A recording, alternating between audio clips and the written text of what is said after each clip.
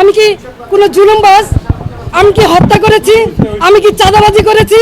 আমি কি নারায়ণ শহরে এমন কোনো রেকর্ড আমার আছে যে আমি কোনোদিন কোনো বিরোধী দলকে আঘাত করেছি?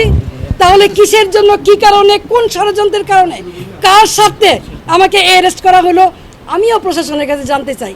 বর্তমান যারা সরকার আছেন, সাম্যের কথা বলেছেন, বৈষম্যের বিরুদ্ধে আপনারা আন্দোলন করেছেন, সরকার হটিয়ে নতুন সরকার এসেছেন, তাহলে কি এই বৈষম্য? তাহলে অনেস্ট রাজনীতির সততার কিসের মূল্যায়ন? আমি তো বাড়িতেই ছিলাম, আমি তো পালাই নেই, তাহলে এইভাবে আমাকে অ্যারেস্ট করতে হলো কেন? সেই জবাব জনগণের কাছে চাই, জনগণই দিবে ইনশাল্লাহ। জয় বাংলা, জয় বঙ্গবন্ধু।